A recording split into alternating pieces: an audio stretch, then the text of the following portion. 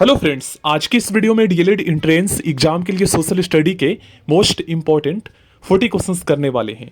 और आज के इस टेस्ट में पास होने के लिए आपको 40 में से 35 क्वेश्चंस का आंसर सही करना होगा। चलिए फ्रेंड्स, स्टार्ट करते हैं। फर्स्ट क्वेश्चन मोस्ट इंपॉर्टेंट है। अंतर्राष्ट्रीय तिथि रेखा इंटरनेशनल डेट लाइन किस टाइम जोन को बांटती है? आपको पहले ये पता होना चाहिए। जैसे मैंने यहाँ पर एक अर्थ बनाया, ठीक ना फ्रेंड्स, और मैं एक यहाँ पर एक काल्पनिक रेखा खींचता हूं उत्तर से दक्षिण की ओर, ठीक है ना। ऐसी रेखा जो उत्तर से दक्षिण में पृथ्वी को दो बराबर भागों में बांटती है, ठीक है ना। दो बराबर भागों में इस तरीके से मैंने यहां पर खींच दिया एक रेखा जो उत्तर से दक्षिण की ओर है। तो इससे पता है क्या कहते हैं फ्रेंड्स? इसे 180 डिग्री देशांतर रेखा कहते हैं, ठीक है ना। और पूरे पृथ्वी को जो है ना, पूरे पृथ्वी को 24 टाइम जोनों में बांटा गया है, ठीक ना। तो 12 घंटे इधर होता है समय और 12 घंटे, मतलब दोनों में 12-12 घंटे का अंतर होता है, ठीक ना। 20 से 180 डिग्री देशांतर रेखा गया है। और अगर मैं पृथ्वी एक रेखा खींचता हूँ बीचों बीच से, पृथ्वी के बीचों बीच से खींचता हूँ पश्चिम से पूर्व की ओर, ठीक है ना, पश्चिम से पूर्व की ओर, तो इससे पता है कौन सी रेखा कहेंगे? पश्चिम से पूर्व की ओर जो पृथ्वी को दो बराबर भागों में बांटती है, इससे विषुवत रेखा, भूमध्य रेखा कहते हैं, इंग्लिश में इक्वेटर कहते हैं। और इससे 0 डिग्री अक्षांश रेखा भी कहते हैं। तो जो अक्षांश रेखा है वो स्थान का निर्धारण करता है, ठीक ना, कौन सा कहाँ पर स्थित है, ठीक है ना। और जो देशांतर रेखा है वो टाइम का निर्धारण करता है। और एक होता है दोस्तों 0 डिग्री देशांतर, जिसे प्रधान मध्याह्न रेखा कहते हैं, ठीक है ना, प्रधान मध्याह्न रेखा कहते हैं, जिससे वो टाइम का निर्धारण करता है पूरे विश्व में, ठीक है ना। तो अंतर्राष्ट्रीय तिथि रेखा किस टाइम जोन को बांटती है? तो 12वें टाइम जोन को। इस तरीके से मतलब 12-12-24 टाइम जोन में पृथ्वी बटा हुआ है। आगे बढ़ते हैं। संपूर्ण पृथ्वी को कितने टाइम जोनों में बांटा गया है? 24 टाइम जोन में बांटा गया है। ओके फ्रेंड्स, भारत में सर्वाधिक इसबगोल उत्पादित करने वाला राज्य कौन है? तो ये राज्य है दोस्तों गुजरात। गुजरात। नेक्स्ट क्वेश्चन, भारत में सर्वाधिक अनुसूचित जाति वाला राज्य कौन है? अनुसूचित एससी जाति वाला राज्य जो है ये है फ्रेंड्स उत्तर प्रदेश। आगे बढ़ते हैं। भारत में सर्वाधिक अनुसूचित जनजाति एसटी वाला राज्य कौन सा है? तो ये है फ्रेंड्स मध्य प्रदेश, ठीक ना। उत्तर प्रदेश एससी जनजाति वाला सर्वाधिक और मध्य प्रदेश एसटी जनजाति वाला सर्वाधिक। गरीबी हटाओ का नारा इंदिरा गांधी ने किस वर्ष दिया था? तो गरीबी हटाओ का नारा जो है ये 1971 में, 1971 में, ठीक है ना।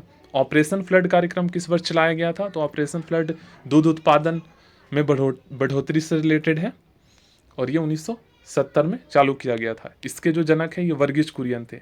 अर्धगंगा किस नदी को कहा जाता है? ये फ्रेंड्स ये हैगा कावेरी नदी, ठीक ना। कावेरी नदी को कहा जाता है। और अगर आपसे पूछा जाए कि वृद्ध गंगा किसे कहते हैं? तो गोदावरी नदी को, यह भी पता होना चाहिए। अरावली पर्वत का निर्माण किस पर्वतीकरण युग में हुआ? अरावली पर्वत बहुत ही पुरानी पर्वत है भारत की और ये प्री कैम्ब्रियन काल में हुआ था। रेगुर मिट्टी को कौन सी मिट्टी कही जाती है? रेगुर मिट्टी को फ्रेंड्स काली मिट्टी कहा जाता है। ओके, और ये कपास के लिए उपयुक्त होता है, कपास के लिए। और मूंगफली के लिए जो मिट्टी होता है वो फ्रेंड्स लेटराइट, याद रखिएगा। रामेश्वरम की पहाड़ी किस राज्य में स्थित है? तो ये आपको पता होगा फ्रेंड्स, ये स्थित है चंपारण में। चंपारण में। संसार का सर्वोच्च नौकायन वाला झील कौन सा है? संसार का सर्वोच्च नौकायन वाला झील जो है ये है टीटीकाका झील। टीटीकाका झील। पाकिस्तान के साथ सर्वाधिक लंबी सीमा वाला राज्य जो है आपको पता है फ्रेंड्स, यहाँ पर है राजस्थान। ऑप्शन में करेक्ट आंसर हो जाएगा राजस्थान। राजसमंद झील राजस्थान में है।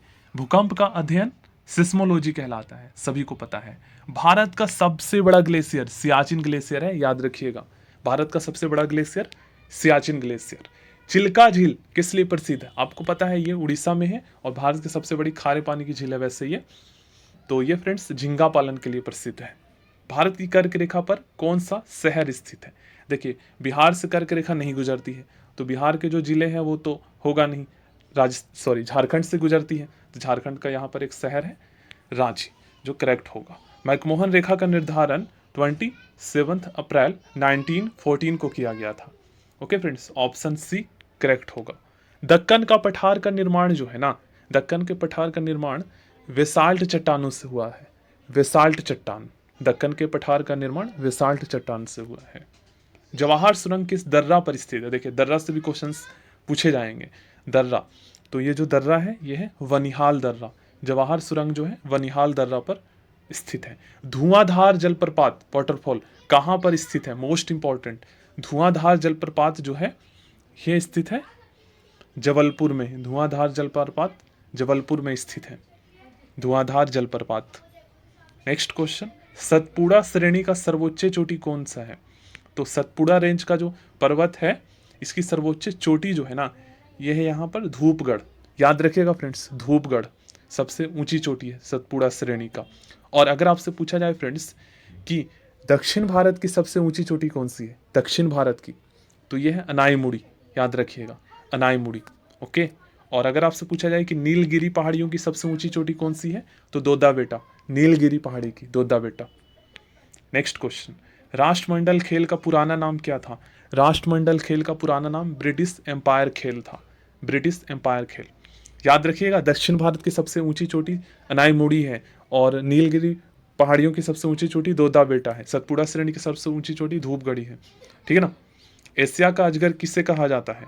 एशिया का अजगर आपको पता है मतलब ड्रैगन, तो आपको पता है फ्रेंड्स यहाँ पर ऑप्शन सी होगा, आपने न्यूज में भी सुने होंगे। एशिया का अजगर जो यहाँ पर चीन को कहा जाता है।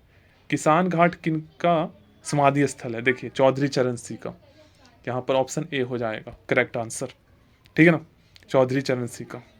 नेक्स्ट क्वेश्चन है, प्रातः काल शांति की भूमि किस देश को कहा जाता है? कहा इससे ये है फ्रेंड्स कोरिया को, कोरिया को प्रातः काल शांति की भूमि कहा जाता है। मंडल आयोग का गठन किस वर्ष किया गया था? तो मंडल आयोग का जो गठन है ये 1979 को किया गया था। मंडल आयोग का गठन 1979। भारतीय दंड संहिता 302 किससे संबंधित है? इसका सही आंसर ऑप्शन डी हो जाएगा। भारत में प्रथम कानून मंत्री कौन थे फ्रेंड्स? बी आर अम्बेडकर स्वतंत्र भारत में प्रथम कानून मंत्री थे। आगे, मानववाद का संस्थापक किसे माना जाता है?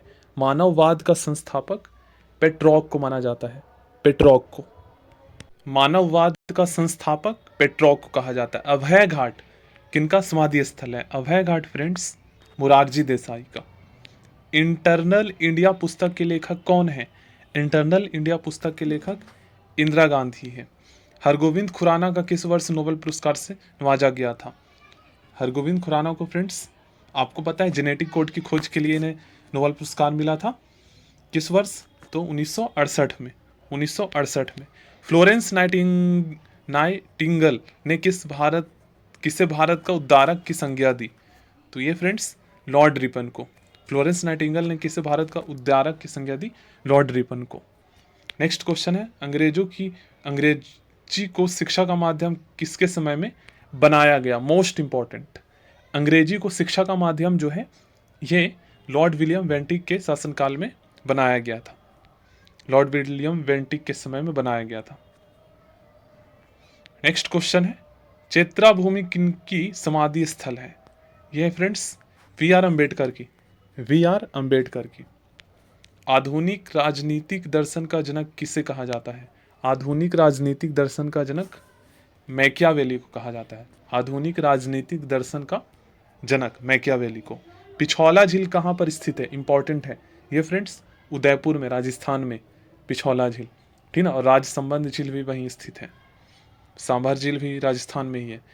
संघ शक्ति समिति के अध्यक्ष कौन थे? इंपॉर्टेंट है ये, जवाहरलाल नेहरू संघ शक्ति समिति के अध्यक्ष थे। भारत के पहले विदेश मंत्री भी थे और भारत के पहले प्रधानमंत्री भी थे।